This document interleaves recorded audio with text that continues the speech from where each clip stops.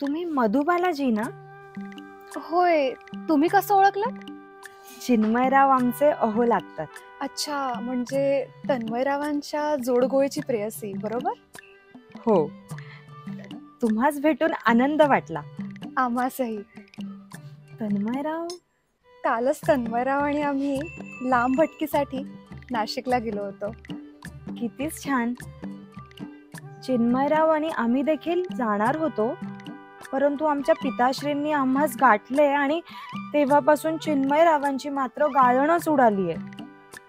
अगं बाई, तन्मयरावांना विचारून प्रेम दिवसानिमित्त काहीतरी बेत आखण्याचा प्रयत्न करते, म्हणजे तुमची आणि चिन्मयरावांची ताटातूट होणार नाही. आमचा एवढा विचार केल्याबद्दल धन्यवाद.